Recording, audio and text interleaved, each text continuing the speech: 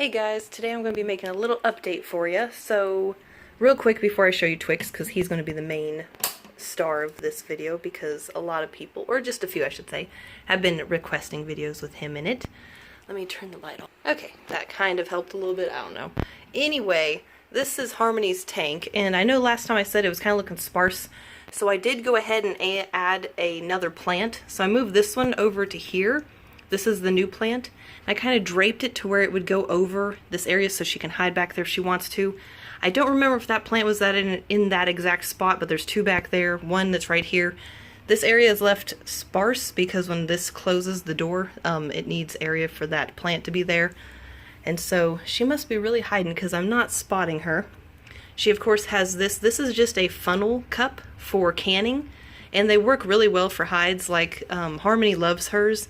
And I believe that, oh yeah, I do have a spare one down here that I'm planning on using in the future, so that's stuff I have to clean, but I just wanted to show you that I went ahead and added that extra plant. It looks so much better now. Like, it was bugging me before because I was like, well, it kind of looks sparse. Like, the front still is kind of sparse looking, but it's better than nothing because she has a lot of plants back there she can hide. They're normally not at the door, and when they are, she's just kind of like hanging right here. So Mischief is mainly the one that always comes to the front of the tank. So I got the display cabinet, or cabinet, whatever you want to call it, up here for Snickers and Blaze, and I need to fix the writing on there because when my boyfriend and I went to lift the tank up to put it on here, kind of smeared it a little bit. But yeah, so their tanks are back on that. Blossom can't get on there anymore, so he officially is in here. Of course, the door is normally open, but I have it closed so that my boyfriend, while he's playing his computer, it doesn't echo into here. So anyway, I'm going to go ahead and show you Twix, which is in this tank here. And of course, when he gets big enough, he's going to be moved into this spare tank that's over here. So for now, of course, he's small enough that this tank will last him for a while. I'm sorry that that brightness keeps changing. Let me just close this window. Okay, it should be a little bit more controlled now that that window is closed, the blinds anyway. So I'm going to go ahead and get his tank down. But yeah, I figured I'd go ahead and show you. Oh, it looks like Raj is out. He has a video, it's not very long, it's going to be coming out soon of him eating. But he has really been enjoying exploring his tank lately. He'll be out and about, just kind of roaming. It's funny though with him, like I don't know if all snakes are like this, but the moment that I open the door, he thinks it's very suspicious. Or he thinks that I'm going to try to get him out or something, and he just does what he just did. Like he'll recoil back into his like hot hide, which is back there in the corner. But it's funny because, like, even if he's just sprawled out and I slowly open the door, he will look at the opening like it's suspicious, and then he'll slowly go back into his hide, and it's comical. Like, he does not try to escape. It's kind of funny because if any of you remember Ashir, she was constantly trying to escape. It was super annoying. So at least with Raja, I don't have that problem. So anyway, enough babbling. I'm going to go ahead and get Twix out so you guys can see him. Okay, so here's Twix's tank. We've got a piece of cork, like for anyone who hasn't seen this already 1,000 times. We have a piece of cork, a couple plants here, we have a little hide down there, and then his little water dish that we have. And for those of you who don't know, all of my geckos get fed by hand, even the adults.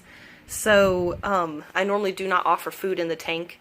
The reason for that being, one, I can monitor how much food they're taking in, and I can also make sure that they're eating it within the period before it dries out and gets hard. That way they're eating all of their food and it's not taking so long that their food dries up, and when they are hungry enough to eat it, then, well, they can't eat it because it's dry now. The other reason, which is the main reason, is because they would constantly walk in their food and then they would spread it all over the tank, whether it be babies or the adults. And that got annoying really fast, having to clean up after geckos when they'd walk in their food and then spread it around. Also, you have to take a Q-tip and get it off of their feet, otherwise it just sticks on their feet, and that's a huge pain, especially when it comes to them shedding. That kind of gets stuck on that skin and it makes it difficult for them to shed. So it's just so much easier. Yes, it's more time consuming, but with me doing feeding by hand, I don't have to worry about having to get them out and handle them a whole bunch to keep them tamed, because every 3 days, well, except for Twix. Twix gets fed every other day, but the adults, which would be all of the geckos now, because technically Whisper and Indigo are the only ones that are under 2 years old. Everyone else that I have is 2 years or older. So they get fed every 3 days, and then of course Twix here gets fed every other day. And so I used to worry if I would have to handle them a lot to keep them tame. Well, by feeding them by hand, every 3 days I'm getting them out and handling them for a good 30 minutes because it takes a while sometimes to feed them. Now with Ember, I can get her out and she eats like in 5 minutes and she's done. But Ember I've had since she was like 4 months old, so she's extremely tame. I'm not worried about her ever needing to be handled all the time to stay tame. My other 2 adults are the same way. But let me see if I can figure out where the heck Twix is hiding. I'm sure he's probably under the paper towel because he loves going underneath there. And I've kind of left it all a mess, the paper towel, because he likes to hide under there. And so I don't want to stress him out too much. So I'm like, you know, he's a baby. Let him hide under the paper towel. Okay, so here's little Twix, and he has gotten quite a bit larger since I last made a video, because he now is 10 grams. Well, he probably is a little bit over 10 grams now, because when I weighed him at the first of the month, he was 10 something, like, you know, I don't know the specific decimal, because I wrote it down, but I'm not going to remember it. So all I know is he's 10 grams. So, but he is getting quite big, and his crest is looking so nice. Which this lighting in here is kind of yellow, so later on I'll take him up by the window and I'll open the blinds so you can kind of see. But he's very pale and cream right now because he's fired down, but normally when he's fired up, this cream on his back will look very vibrant, creamy white. And then he has white that's along the like the lower side of the belly that's down here. And then up here where there's spotting, which I don't know if you guys can really see the spotting or not.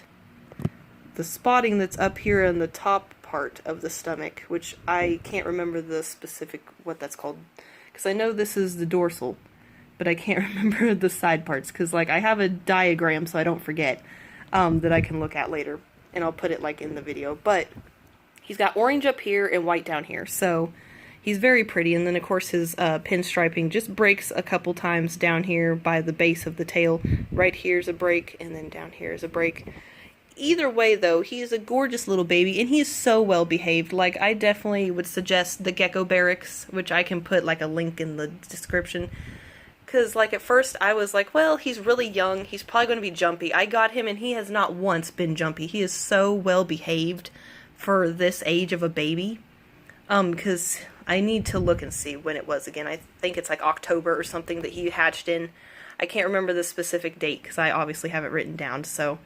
But, yes, he is just such a well-behaved little baby, and I absolutely love working with him. And, of course, he has gotten even more tame over time just from me handling him every other day. And you can see just his little pudgy belly. He's just so cute. So, but, of course, for those who don't know, Twix will be paired with Snickers in the future, and I'm very excited to see what those babies will look like. I'm going to go ahead and move this, and we'll go up by the window. Okay, so hopefully this lighting's a little bit better. But here's his more natural color. Actually, I might just hold him because it's kind of looking bright. We'll see if that helps. But you can kind of see, and like I said, he is fired down. You can kind of see his more natural cream. But yes, he is very pretty little baby. So well behaved. He's a little chubby. And I just love his little tail. Of course, I always love babies because they're so stinking cute. But yeah, like I said before, he is very well behaved. You can see he's just chilling. I'll go ahead and pick him back up there. Yeah, he's such a well behaved little baby. So, but yeah, like I said, guys, he's been doing very well. I haven't tried feeding any insects yet because I only have dubia roaches, which is for my scorpion. Which I think in the previous video I made, I was going to show her, and then I forgot. So I'm going to do that real quick after I put him up. One last look at little Twix here. He's just so cute. Go ahead and put him in this little tank here.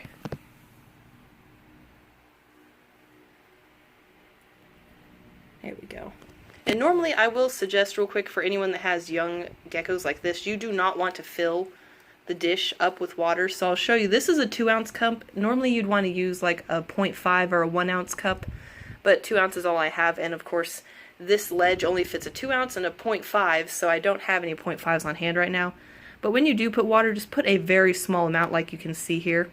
That way, if they were to fall into the bowl, there's no chance of them drowning, because he was a lot smaller, obviously, when I got him, because he was like 4 or 5 grams, I think. I would have to go back and look.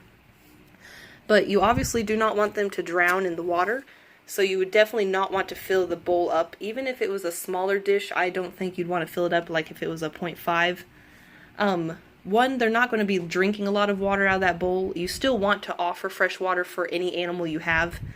But most of the time he's going to be drinking when I go to mist the tank at night. But I obviously, like I said, you always want to offer fresh water just in case they were to be thirsty. And normally you'd want to put it in an area where it's going to stay and it's going to be easy for them to find. You don't want it to be on the floor, because the floor is normally not the place they'll dwell. Now, when they're babies, they'll hide down there. But as adults, the floor is normally never where they go on their tank. So you always want to have like an elevated ledge. Like you can see, all of the ones that I have are all elevated. Now, of course, I have mine, except for these two. I have them all on the front of the tank so I can monitor how full their water dishes are. That way, when I notice that it's getting low, or if they have pooped in it or something, then I can be like, okay, I need to change that. That way, it's extremely noticeable for me to see it. And also, they like to get on the door and look out at me and stuff, especially the adults. They like to be right up there at the front looking at me to see what I'm doing when I come in here into the room. Normally in the evening, not so much during the day. But anyway, enough with my rambling. I'll go ahead and show you my scorpion. Okay, so this is Obsidian's tank, which Obsidian is a rock that is black. I'm pretty sure it's like a volcanic rock that is a really glass-like black rock that's a very deep black. So I really liked that name for her, because obviously emperor scorpions are a very pretty black color. Oh my goodness! I think my begonia over here is getting a bud on it. I cannot believe it. It's actually going to get a bud on it and bloom. Now, I absolutely love this planted tank, and the tank that's here in the closet, which I'll show you real quick, is going to be the tank that she gets moved into as her permanent tank. So this here was Ashir's old tank, and it is 30 inches in length, and I believe it's 12 inches in height by depth, so 12 inches width and height. But that is the tank that she's going to be moved into soon, so the plants will have so much more room to grow. I'm not going to do as thick of a water barrier down below like I did in this one, because that will give the soil more depth so that the plants actually have more root space. But my African violet, aside from not blooming, is doing amazing because it has such nice foliage on it. We've got a ivy that's in the back there that has come all the way up here to the front on this side and on this side. I think it actually will start to root soon and attach to the ground, because I do see some little root areas starting to pop out. But that's awesome that my begonia has a bud on it. I can't wait to see what that looks like, because this thing has not bloomed like ever since I've got it. I will say though, I have gone to dubia roaches because I was tired of my crickets eating on the leaves of my plants. So that's the main reason that these have a whole bunch of holes in them and they've been chewed on, and it's kind of annoying. But anyway, I will go ahead and move this so you guys can see Obsidian.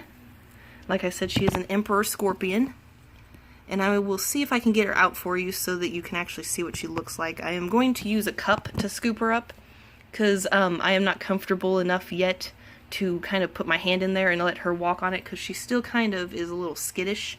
I normally do not handle her because it is said that you're not supposed to handle them a lot so they don't get stressed out. I feel like when she's an adult, I'd be more comfortable handling her, because emperor scorpions can get between 6 and 10 inches, something like that, in length. Right now she's maybe like 3 inches at the most, maybe 2.5. So she's definitely not an adult yet, and that's also why I want to get that bigger tank ready for her, so that she can grow into it and I don't have to move stuff around on her anymore. So just kind of procrastinating slightly on getting everything moved, because I do not want to stress her out too much, and I also do not want to damage the roots of my plants, so I'm kind of thinking how I'm going to do it before I go doing it. So anyway, I'll go ahead and get a little dish to scoop her out, and then we'll get her out and see if she wants to walk around for us. Okay, so I've gotten her out, and she kind of, what she did was she crawled up onto this ledge, and then she pretty much like half fell, half jumped onto the floor. I'm going to get her to back away because I don't want her trying to go underneath there, so I can show her to you a little bit more. Here's what she looks like. And so you guys know, these are LED grow lights that are blue and red, and it's why the lighting is so weird, but it's really been helping my plants grow good. So let's see if I can... I don't want to try to hold her just yet because she needs to calm down a little bit. Move this real quick. Once she lowers her tail, I'll feel a little bit more comfortable. But I'm going to try to get her to come over this way. There we go. But yeah, she is a really cool little scorpion. The way you can tell that they are an emperor scorpion is most of the time they'll have the little texture there on their claws, but then they also will have the stinger being that really pretty kind of like orange golden color.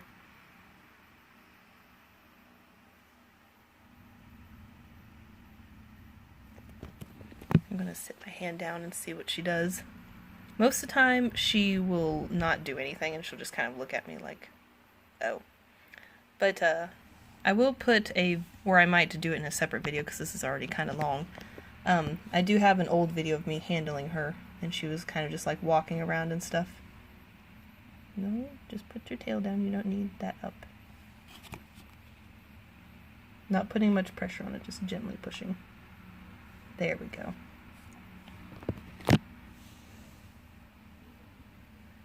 But yeah, you can see how big she is. She is a very small little scorpion. I mean, she's not teeny tiny. She's bigger than a bark scorpion, but she is small for an emperor scorpion, so.